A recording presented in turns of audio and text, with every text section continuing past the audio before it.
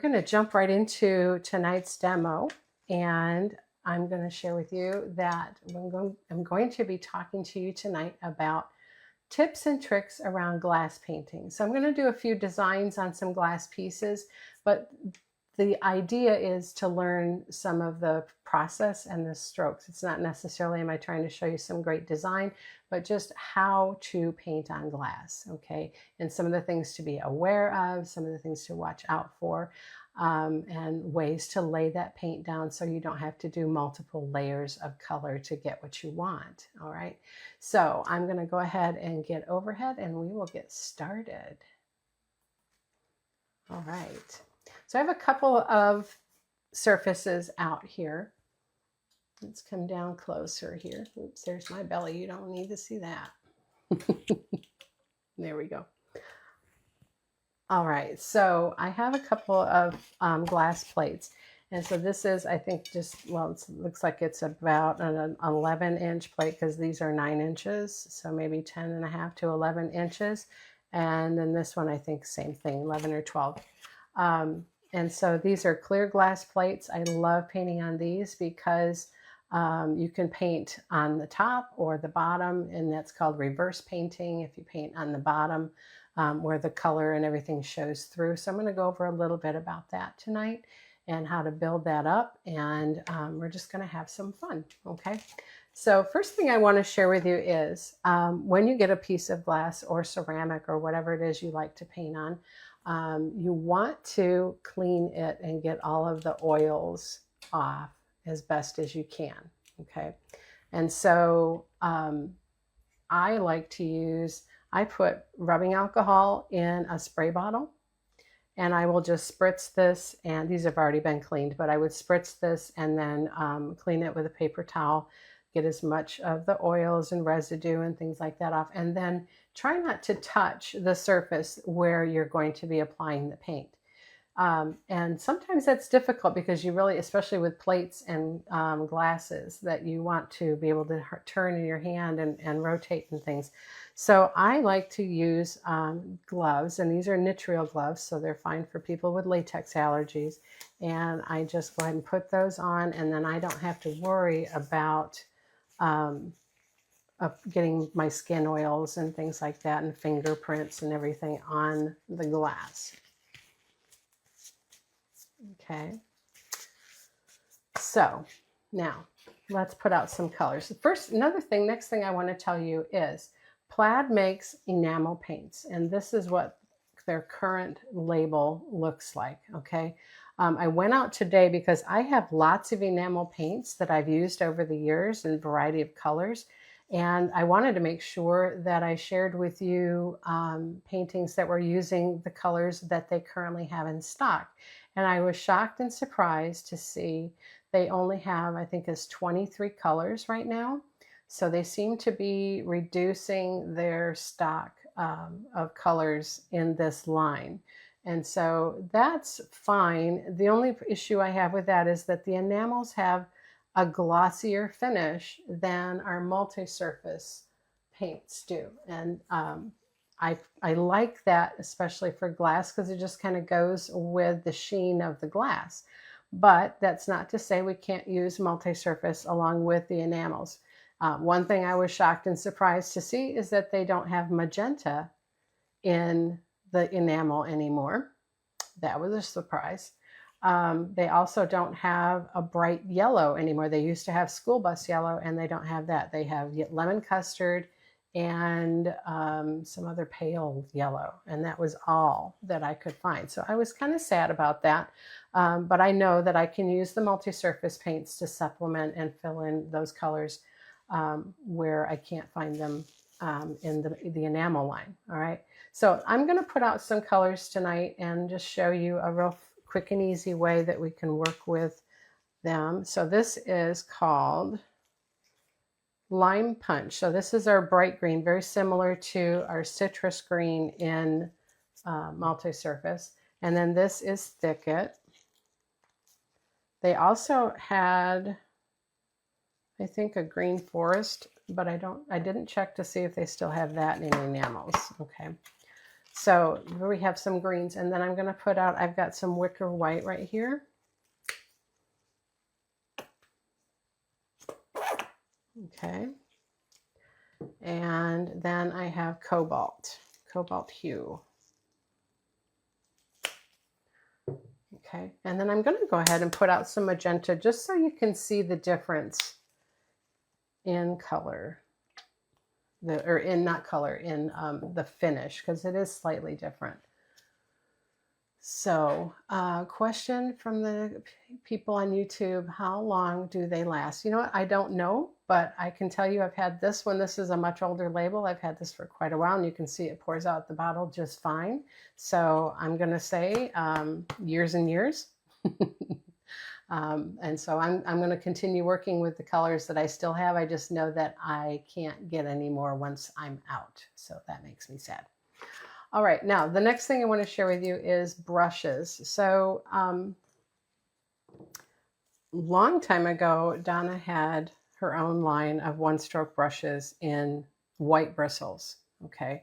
And those were my favorites to work with because the white bristles are the softest bristles that they have in their brush line for one-stroke or for plaid crafts.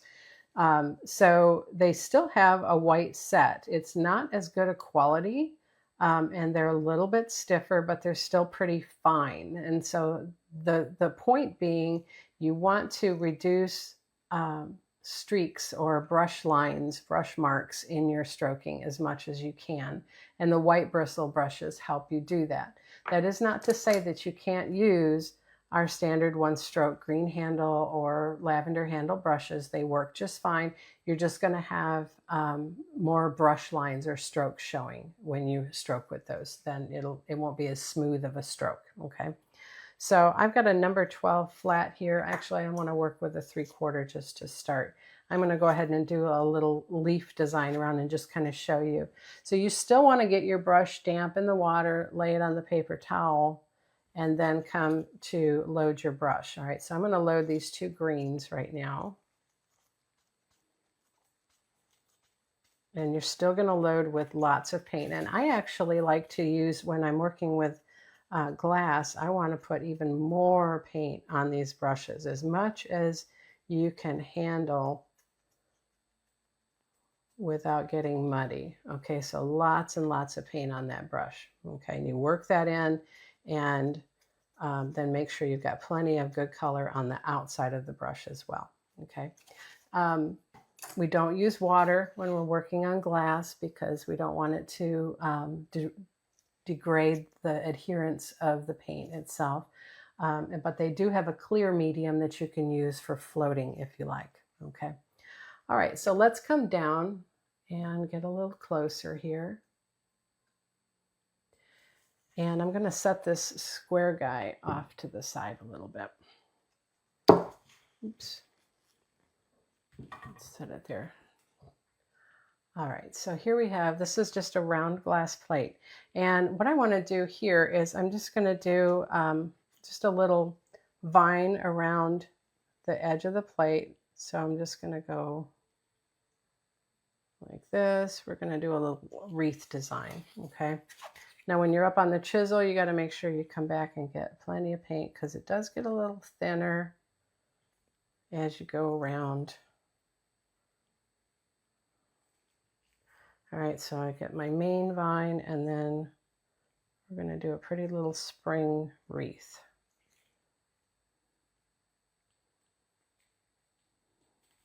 And with the glass plates, you can use these as chargers or set them up on an easel. They look real pretty for your table.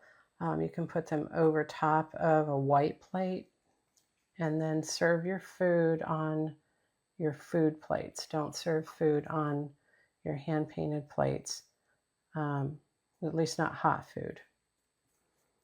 Couple of things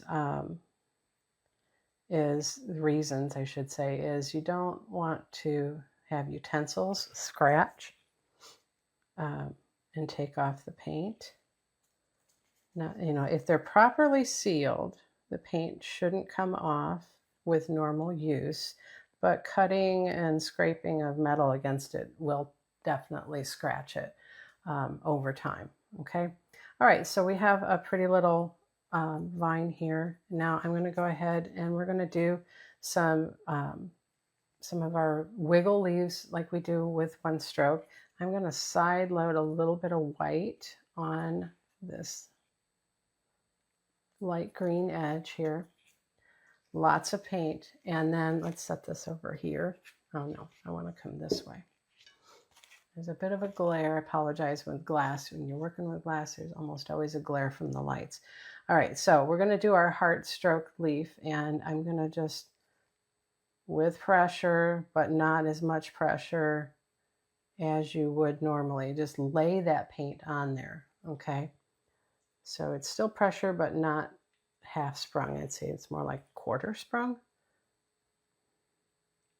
And as long as you're not working with a transparent color like yellows or reds, you're going to have pretty good coverage. So you can see that's with the enamel, and you don't see through it.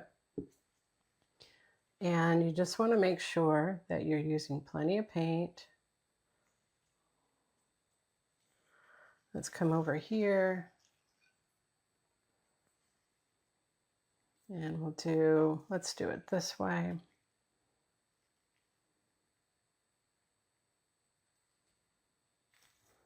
And then we're going to slide through and stand up. Oh, I'm sorry, there was a glare. So let's restroke that. Lots of paint. So we want to push right here and stand up with a little twist coming through. See there? And then we'll pull that stem in.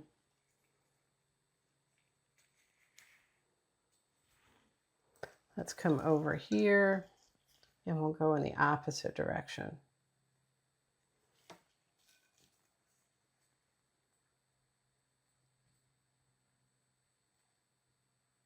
And let's slide that back. Pull that stem.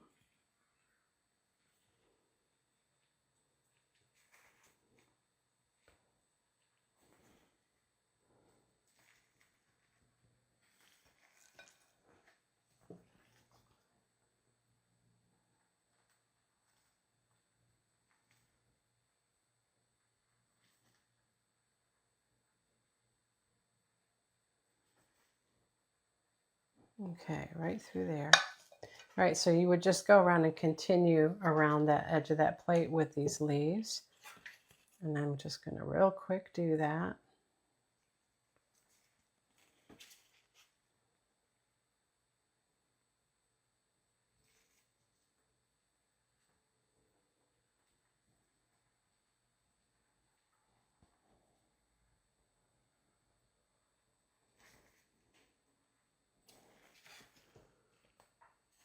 Okay.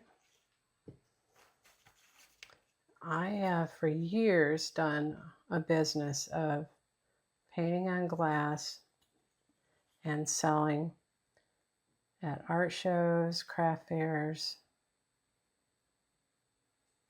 It is a really good way to make extra money. And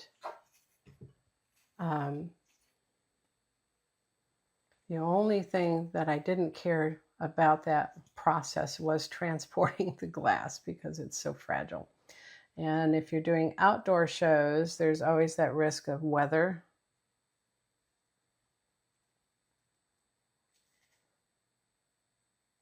And getting it broken. So I luckily did not have a lot that got broken over the years. So that was nice. All right, so we've got a nice wreath going here. And you can see that it's pretty easy to get that paint on. You just have to use plenty of paint, okay? You can't skimp, and you also don't want to apply a ton of pressure. I see lots of questions out there on the One Stroke site from those of you who are new, wanting to know how to paint on glass and how do you get not get that see-through color. So I want to show you just real quick. I'm going to go ahead and paint a little rose right here in the middle. So I'm going to double load now with the enamel white, and this is multi-surface magenta, because they don't have magenta in the enamels. Okay, so if I were to stroke a rose, let's come a little bit closer. All right, and use the amount of pressure that we normally would use for a rose. Right, so you're going to start here with these, and you're going to push and wiggle. See that last part of that stroke? You can see through that, right? So when you're on glass, you want to use less pressure and tilt your handle more. And so that takes a little coordination to not end up muddy by laying your brush down. Okay, so you have to lay the brush down, but at the very end, stand it up. All right, so then we can come in here.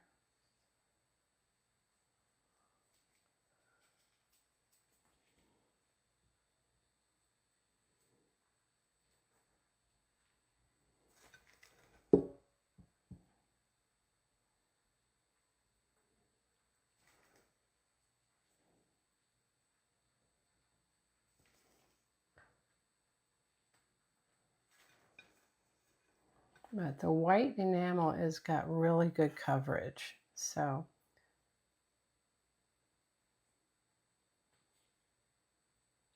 that does help. Oops. There we go. So you can see I'm just doing, it's got to stay wet.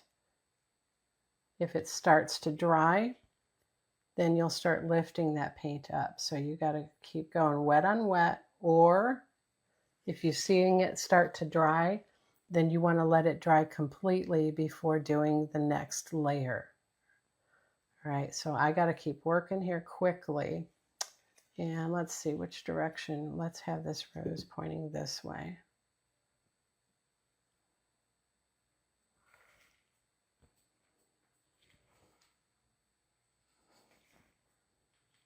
Okay, and you're just kind of laying that color on. Now here, that is kind of a second layer, so you can apply a little more pressure.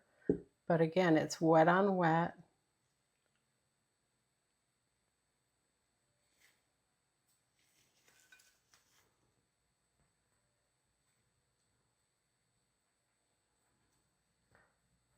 Which causes it to be a little more streaky because you're using so much paint. All right, let's come back in here. And then we'll do our side strokes here. So again, I want you to see how much paint I have on this brush. That's a lot of paint right there. Okay, so we're going to wing that out and come across. And then we'll do our little slice right here. Let's do another one right there. And there you go. So pretty little rose can still be done. All that wiggling can still be done, and it's not transparent, so you can't see through that. All right, so I'm going to go ahead and clean that brush.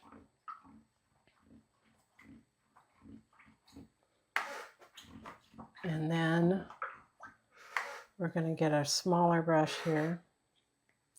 Now the other thing is, I will tell you, is that the white bristle brushes, you want to wash those real good because they do discolor much easier, especially with the stronger pigments. So make sure you take those to the sink and clean them with your Brush Plus or brush soap so that you get a better use of your brushes. All right, so I'm going to go ahead and let's load this with this cobalt and then side stroke some white.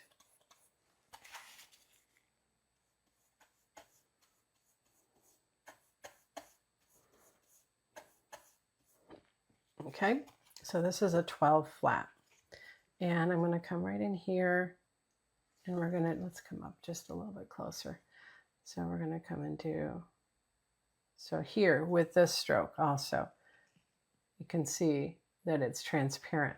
So we just adjust for that a little bit, laying the brush down and a looser stroke, okay?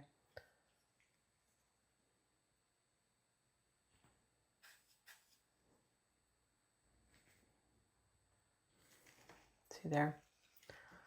So it just takes a little adjustment with the angle of the handle and then being ready to stand it back up. That is not to say that if you really want to get good coverage and still have those perfect one-stroke strokes, which there isn't such a thing usually, then you could stroke and let it dry and then restroke. But when you're working, especially if you're doing it for sales, don't usually want to spend your time doing that just because it takes twice as long. Okay, so pretty little 5-petal flowers around our rose.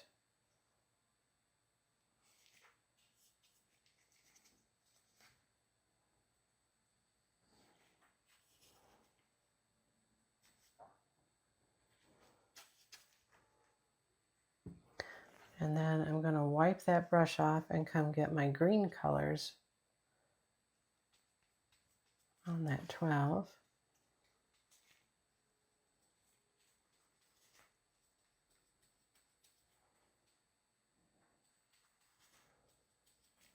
Okay, and then we can still do our little one-stroke leaves. And again, you have to kind of lay the brush down, lots of paint.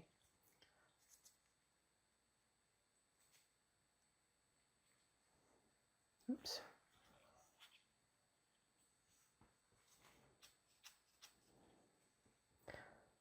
I really wish they had a sap green in the enamel because I would like that green better.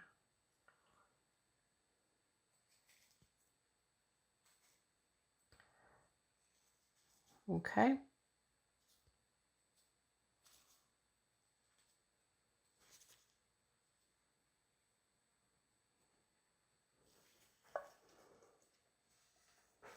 And there's so much more we could do with this design, but I'm just trying to give you the elements of tips and tricks with glass painting. So you can still multi-load, so I can come and get some cobalt on my dark green. And that makes a really pretty leaf.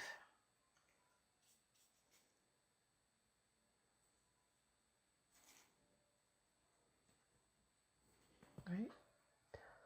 So then we can come get our kiss tool. And let's get some white. And you can come right in here and dot those centers.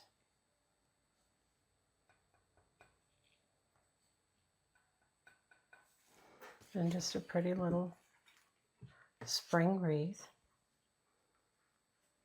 Okay. Now, I'm going to set that aside. And let's come to our square plate.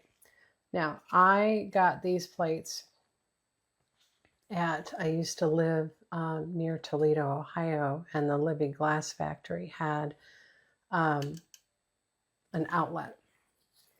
And so you could go get things like this in bulk, and they were very reasonably priced. I have seen these at home, not necessarily dollar stores. I have not been able to find the square ones at dollar stores, but I have seen them at some of like Walmart and at home. So question was, what is the real name of the kiss tool? And that is also called the wipe away tool. We call it a kiss tool because it is shaped like a Hershey's Kiss on the end. It has a little dot, makes wonderful little dots and centers of flowers, etc. So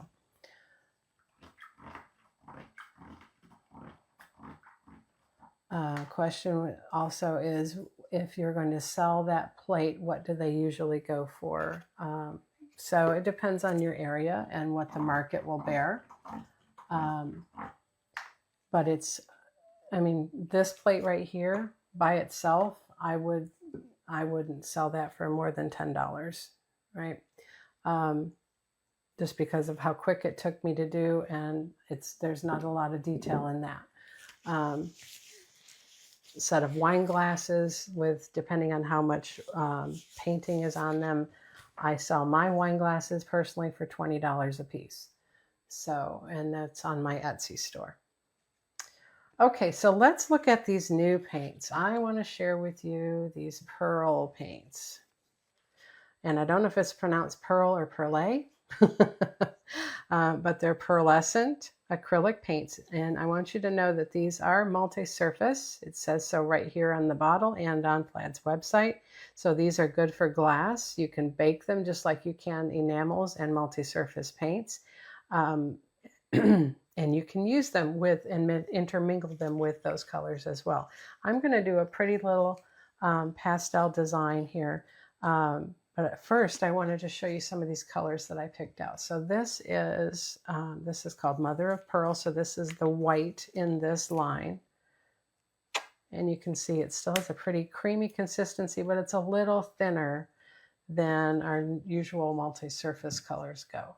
So that's Mother of Pearl. This one is called Plum Kiss. That's a pretty pearlescent purple. This one is called Rose Sorbet. So that's the darkest pink they have.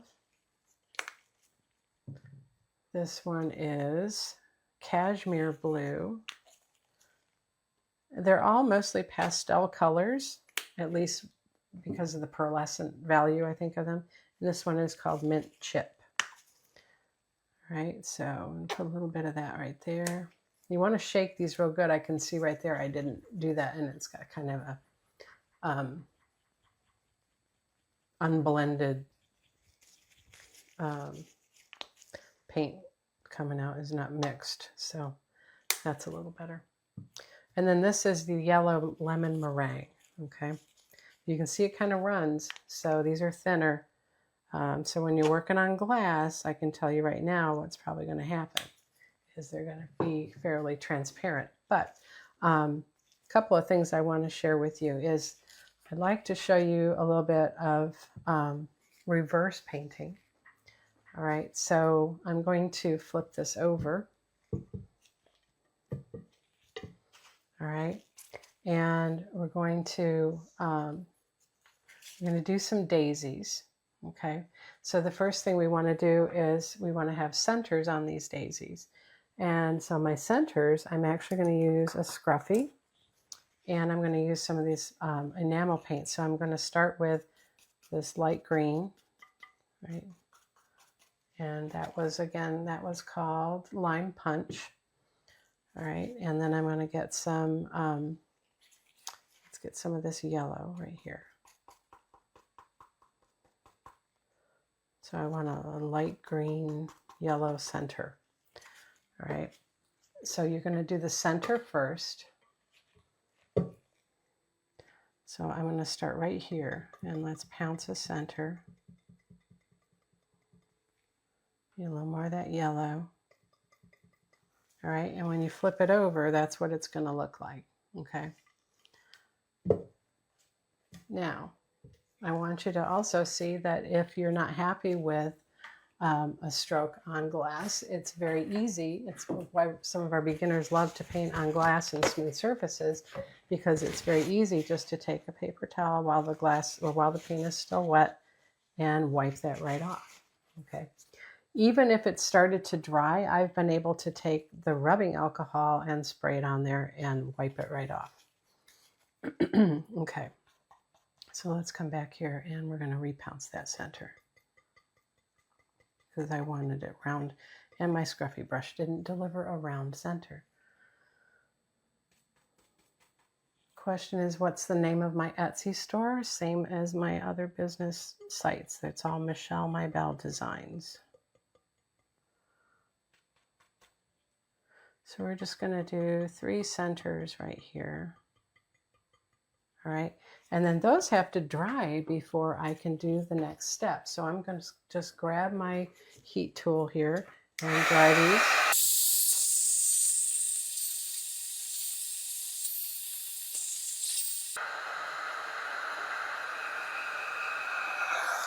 Okay, just needs to be dry enough that you're not going to lift the paint up when you stroke, okay?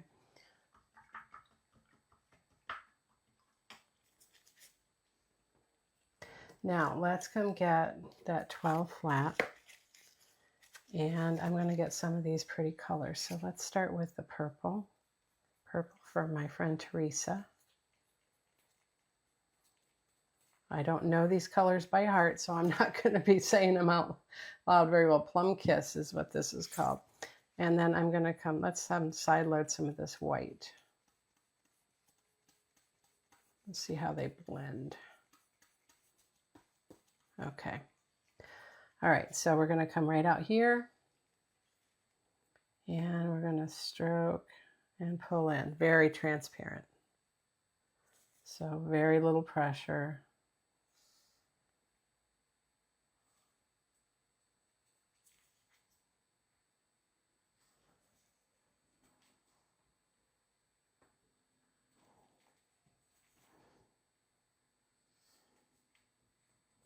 Lots of paint, very little pressure.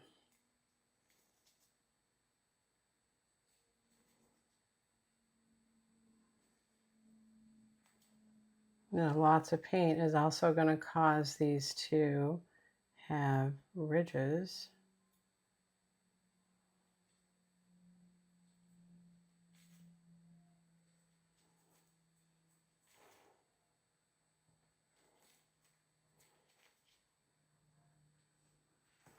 Okay, so now let's take a quick look at this. Let's fix this one first, though.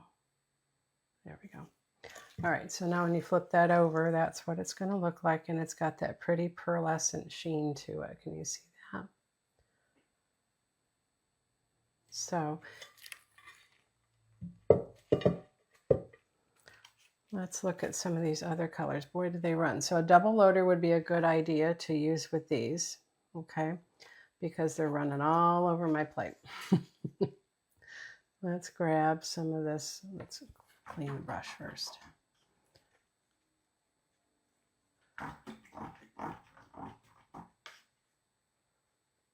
So reverse painting, it does require a little bit of planning. You got to think out where everything's going to go, especially as far as the process of layering, right? So you want to do your centers of flowers first, and before the center itself, you want, if you have stamens, those go in first.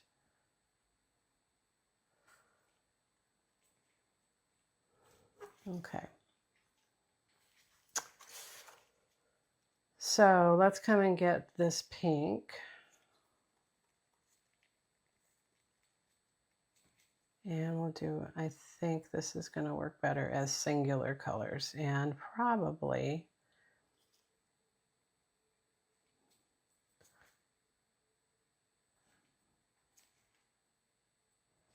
as a laid on color.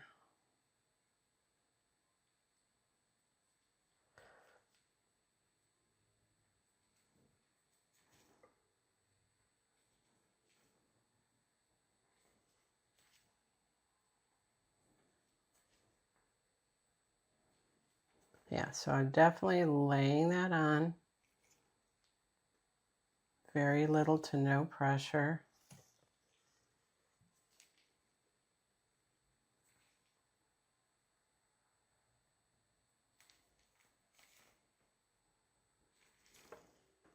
Okay, so that's the pink. And let's come get some of this aqua color here.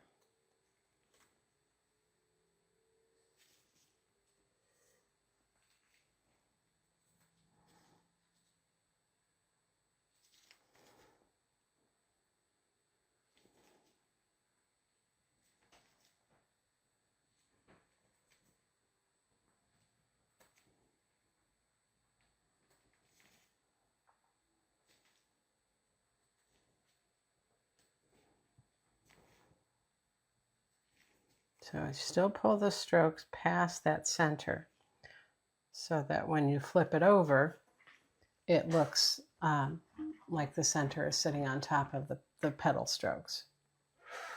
All right, so now with all that on there, flip it over, and then you got much better. I like the coverage on these better, so you're laying that color on there. All right, and then I can't set this down because then the paint will get all smashed. So I'm going to hold this up, and I'm going to show you now what I can do is come in with, let's get, oh, I put my fingers right in it.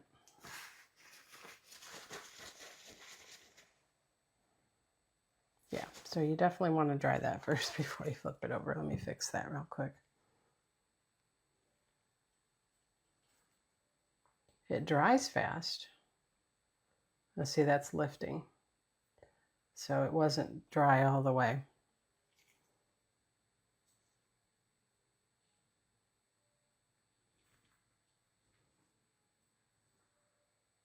There. All right, so now we can put that back. And then don't touch it. All right, so what I was going to say is let's come in here with this yellow. It's a pretty chiffon color. And we're going to do some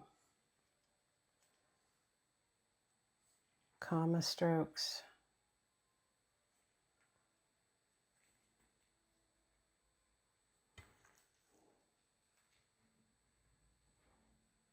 Got to really lay that on there. See, that's lifting it right up. So I'm thinking the better use of this is not going to be on glass directly like this, but more so on top of existing color because it's so thin it's separating. So if you ordered this paint, and I'm glad I ordered it, but I'm going to find a better use for it than this because it's not looking very pretty the way that I wanted it to be. Okay.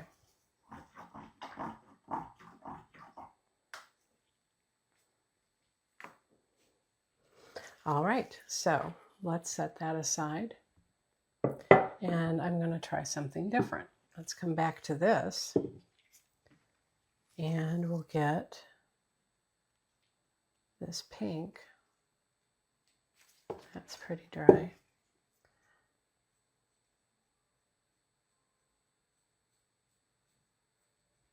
Right, and we can pull some of that out.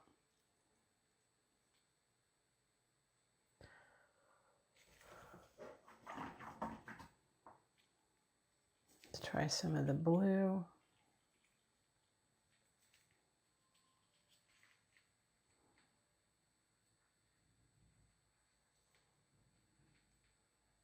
Okay, that looks pretty. So yeah, over the top of a complementary or like color is going to give you that pearlescent sheen. See that?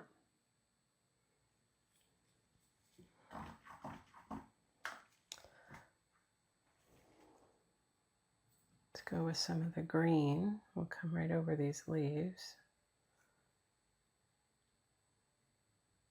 So they make a really nice accent to the existing design.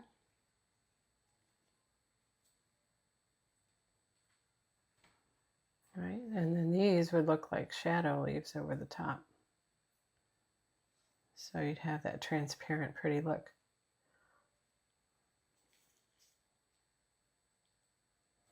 See there? So I like that. So I think that's going to be a way I'm going to use that. It's more complementary with the colors that are already on there. Okay.